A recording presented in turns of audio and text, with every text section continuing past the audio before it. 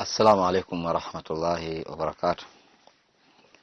الحمد لله الذي لم يلد ولم يولد ولم يكن له كفوا أحد، له الملك وله الحمد، يحيي ويميت وهو حي لا يموت، بيده الخير وهو على كل شيء قدير.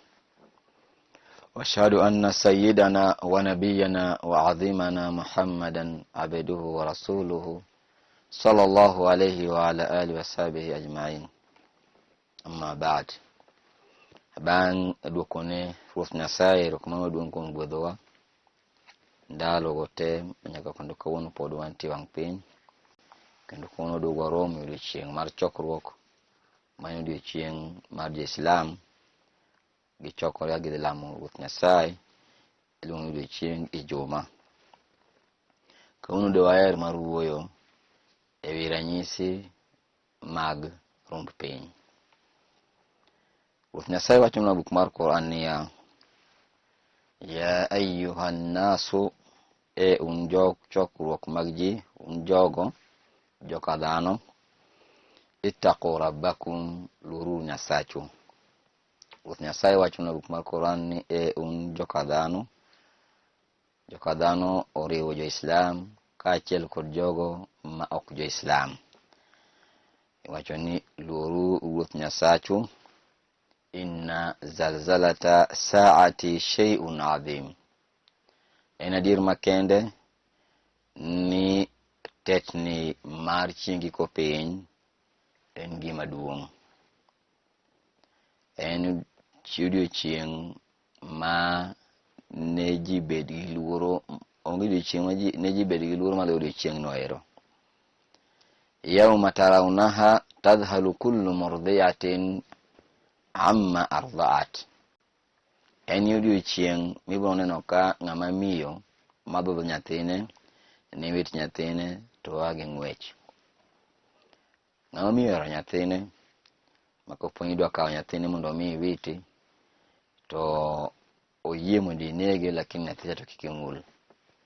Lakini chieng' ko piny tetni no mar chieng' ko piny ne mi obedi kiondo kone goye mo wit nyathi piny moringi.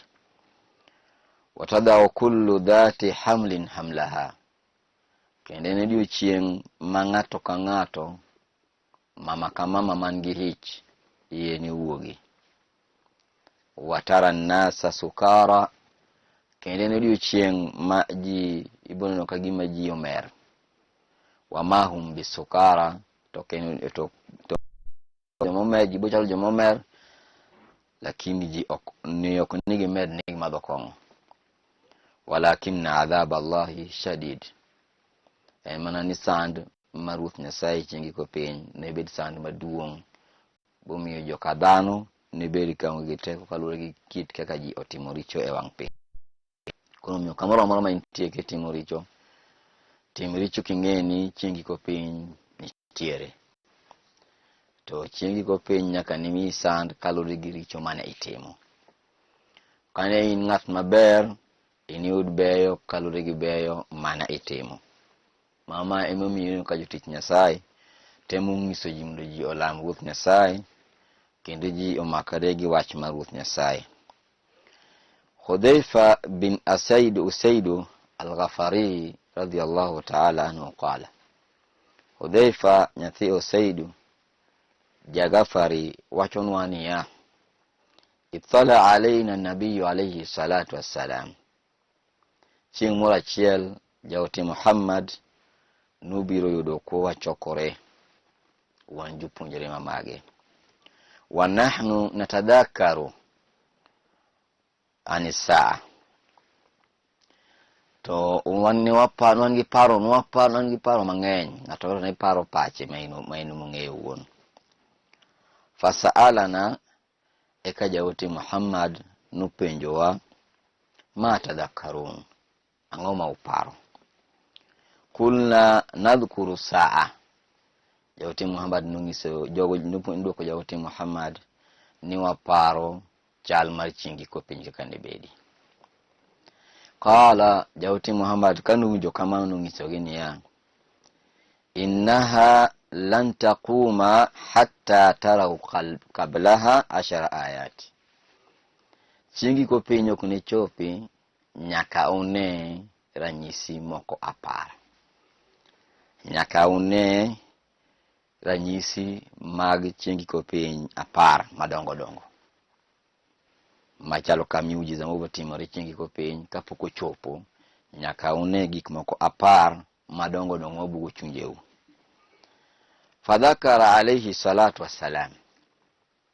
Eka jaote Muhammad nochako kwano honnigi eki, honni 10 madongo dongo mabiro timore kapok giko piny ochopo.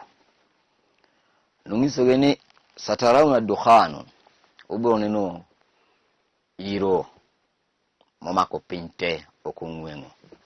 Kawuono kwa wawuotho ne okong'wengo mako piny ni iro. Lakini ma en hiro ma iro to kumwuok e jikia. To biro mako piny duto te. Mano ngiso ranyisi ni piny chiegni rumo. Kamano gima gino ne timore, ndalo ma gino ne timore, jok ma gino biro yudo ne bed kung'e ni ma en ranyisi maduong' kuom ranyisi mane jaote Muhammad nokoro ne jopuonjre mage ni biro bedo. Ranyisi mar ariyo mabiro nyisowa ni giko piny chiegni ni Antichrist, Dajjal. Dajjal en dhano mochwe gi Ruoth Nyasaye. To en dhano man gi wang' achiel. To pat wiye ondik ni kafiri. To biro biro ka en gi ji mang'eny mosewuondo ni en Nyasaye. Koromo kodi to ng'isi ni en Nyasaye, kidagi to chiro ni kwaru manokwongo tho, to kelo ni mbele ni madong' kwaru. Kwe temo wacho ni kin Nyasaye, otemo ng'isi gik mabeyo beyo mondo mi yie ni en Ruoth Nyasaye. Alafu jok moseluwego bende ng'isi ni yie kode ng'ano biro negi. Basto kawi kitamri yie kode to ng'adi ariyo, kendo dogo chiri. Kidogo penye ni an Ruoth Nyasaye, to kiyie ni en Ruoth Nyasaye, basto idonjo kuom chokruok mamaengo jogenego eko, kuri bedo mfa. To koponi idagi kendo dogo ng'adi, to kakithono ero idonjo ka dak maber mar polo. Kech in ng'at Ruoth Nyasaye, mondo mi kik ibed achiel kuom joge Dajjal. Ruoth Nyasaye oketwa kik wabed achiel kuom joge Dajjal. Adabatun ardi. Fweny mar adek mabiro bedo kapok chieng' ko piny obiro, ni nitie le mabuwuotho e wang' piny. Le maduong' sana. Le ni buwuotho e piny mizima. Koromo gi ng'ato to ng'iso ng'ano chal mare mbele Ruoth Nyasaye. Ong'isi ni in ng'at Ruoth Nyasaye, in jakafiri. Obuwuotho ji kong'iso ji fweny mag-gi kaka ji obede wang' piny. Kopono kadho but to bong'isi ni in kafiri, ka in kafiri. Ka in ng'at miyie Ruoth Nyasaye, ng'isi ni in ng'at Ruoth Nyasaye. Koro miyo leni be nyaka bi wuogi maga achiel kuom honni mabiro wuok kapok piny orumo. Wa thulu'i shamsi min maghribiha ila mashriqiha.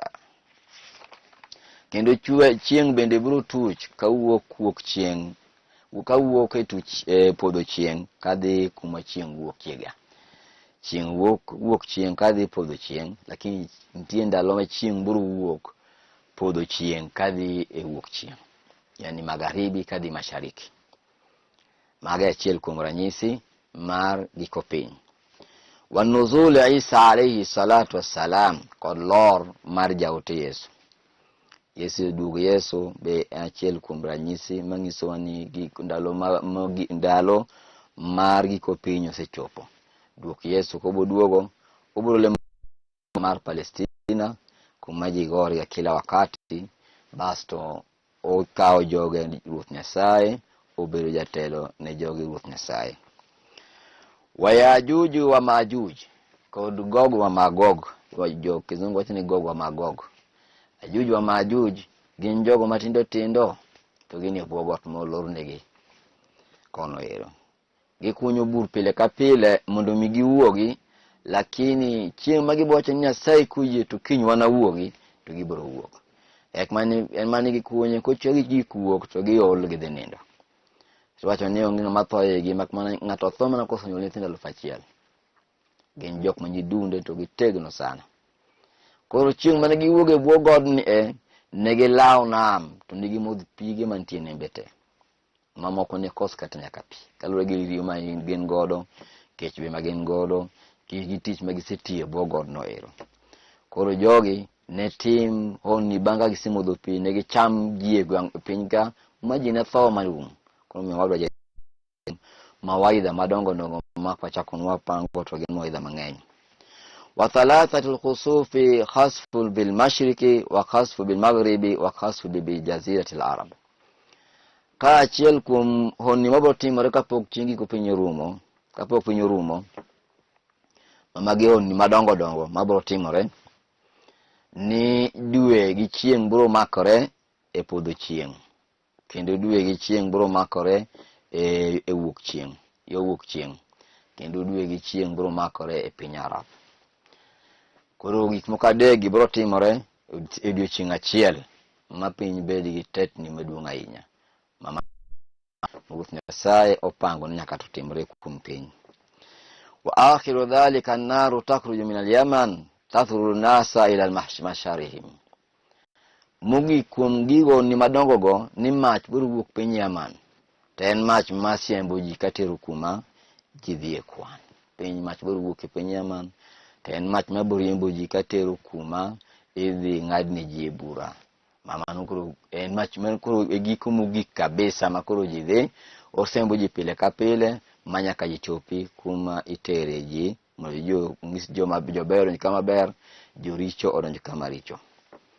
Waqala alayhi salatu wassalam lisaati ashraf, eka jawti Muhammad do wacho niya, kapok ochopo giko madongo go eko, pok ochopo kiyama, pok ochopo chieng' giko piny, kata pok kiyama chopo, to nitiere dalili manyiso ni kiyama osechakore.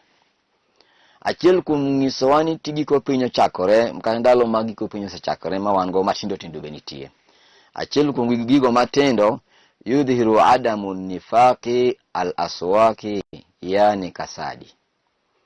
Achiel kuom gik ma nyisowa ni kiyama osechakore kata giko piny osechakore, ma ranyisi manyiso ni ji dhi e giko piny, ni yuto mar pesa tin kuom ji.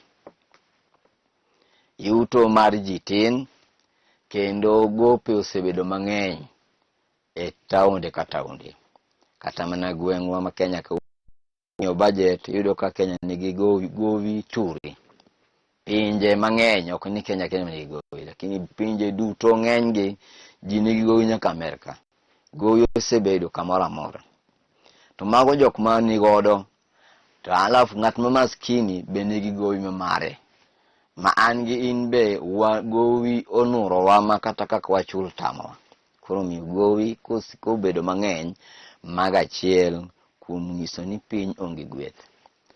Gweth ma Ruoth Nyasaye wuok e piny, ji chako chandre, maga achiel kuom ranyisi ni mondo mi waduog kuom Ruoth Nyasaye, wakwaye ng'wono, watim timbe mabeyo, walam Ruoth Nyasaye kaka en owuon odwaro.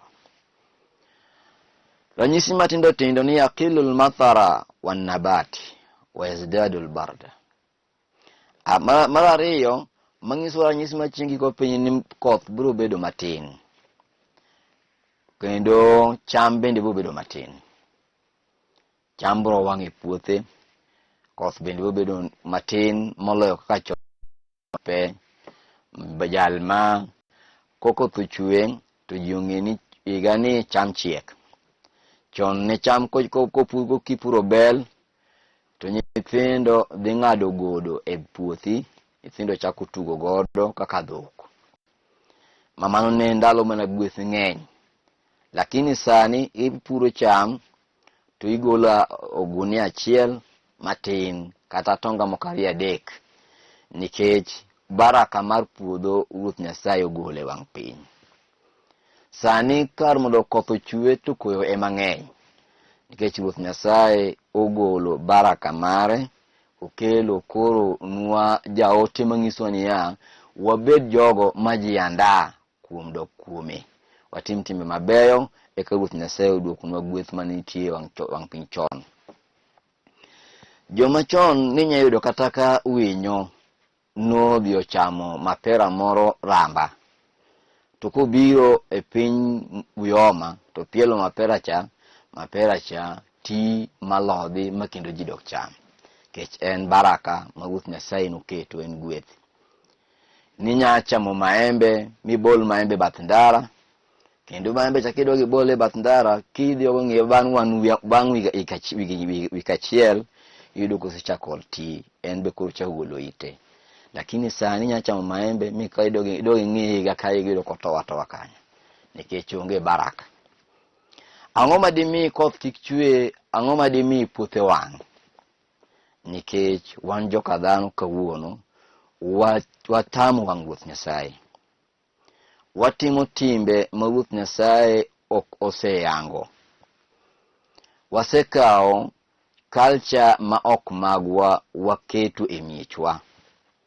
Wasekao timbe mag anjao wabedo godo nyaka e miechwa.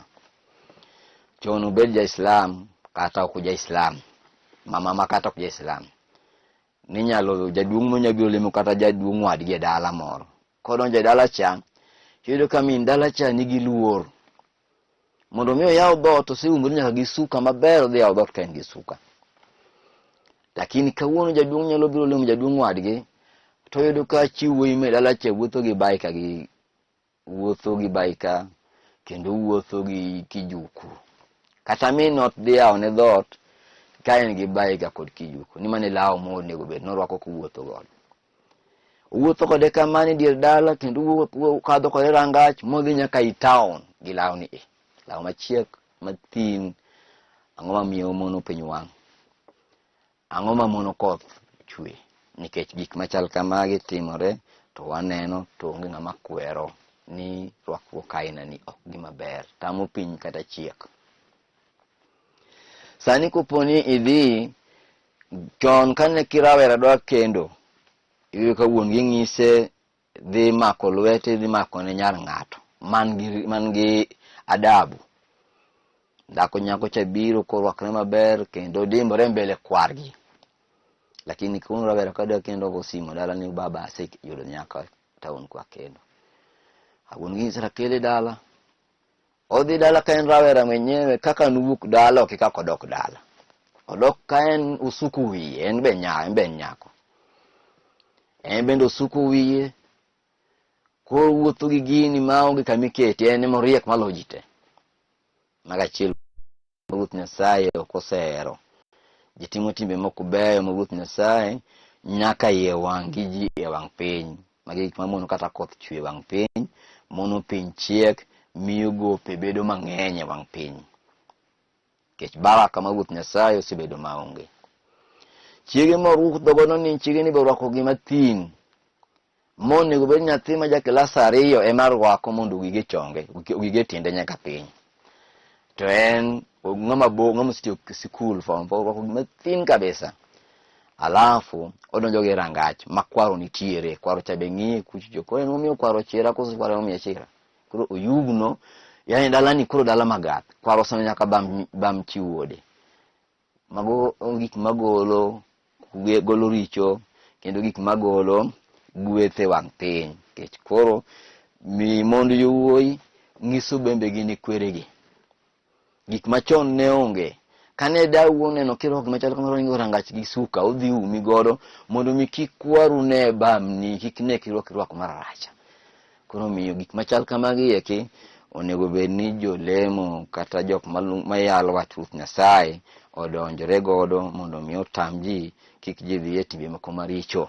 Kik wayala ni Yesu bro konyi, kik wayala ni ng'ane bro timoni, lakini pok wang'iso gi richo monego bed ni giwere gi richo kande. Wadhiuru kuom Ruoth Nyasaye. Ruoth Nyasaye yakilul matara, koth biro bedo matin nyaka wawe richo mwatimogi, mwakwa Ruoth Nyasaye, wakwa ng'wono kuom Ruoth Nyasaye. Jaote Nuhu duoko Ruoth Nyasaye ni ya Ruoth Nyasaye. Fakultu astaghfiru rabbakum innahu kana ghafara. Jaote Nuhu nodhi kuom jaote Nuhu mondo mi Jaote nuhu nongiso ni richo mosebedo mang'eny momiyo koth ok chue, kwa ung'uono jaot Ruoth Nyasaye, Ruoth Nyasaye onkelnu koth. Kopo Ruoth Nyasaye ong'uononu, to koth biro chue. Kopo ni ji osedok ma jodongo bedo piny gi nyithigi kata gi yowuoti kod nyigi, ma ng'iso nyiri rwakruok maru en ma, chuo rwakruok maru en ma, bas to gweth bede gweng' cha, koth ni chue kendo ne wabed golembe kendo auche ni pong', piny ne bed maber nikech wahero Ruoth Nyasaye. To kaka wuono ng'ama miyo mon gi nyithindo ema dwa wuotho duk gi sirwari mobar nyaka kure, ng'ato lando gi okaw wang'e chika chin rating' ti, mano ng'iso sifa marach kendo ng'iso anjaw, ng'iso ni wan jogo mokosebedo gi luor gi Ruoth Nyasaye. Watafashul ghiba, kendo achiel kuom gigo makelo dhier e wang' piny ni kuotho ng'eny. Kuotho osebedo mang'eny. Chuo kuotho, joma mon bende kuotho. Sasa miwuok inyalo kata ka ji opong'o odi, mon opong' gi kuotho, gima gikuotho ne be gikia. Kuotho osebedo mang'eny. To magi achiel kuom richo ma jaote Muhammad nopenjo jopuonjre mage niya, atarau neno. Koponi okel ng'acha kangi ma okel ng'acha kosetho, unyalo chamo ringe? Ni to bende ineno nade kinyalo chamo ring guok motho? Ni koro miyo kokinyalo chamo ring guok motho, we chamo ring wadu moko kosoni. Kuotho semkelo diere wang' piny. Wayukalo riba, kendo achiel kuom gigo momiyo piny rach kendo kech ng'eny wang' piny ni ji chamo riba, interest. Ng'ato dhi e biashara kata ng'ato dhi e bank, odhi olo pesa 10,000 kodwoko 10,200. Medwoko 2,000 medo wiecha macha en gima rach mbele Ruoth Nyasaye. Ruoth Nyasaye akose yango gima chal kamano ero. Lakini piny masani jaote Muhammad nowacho ni ndalo ma ji biro chako chamo riba, kata ndalo ma mon biro wuotho duge, ndalo ma chuo mon biro rwako longe mag chuo, gin ndalo ma kuong' bo bede wang' piny.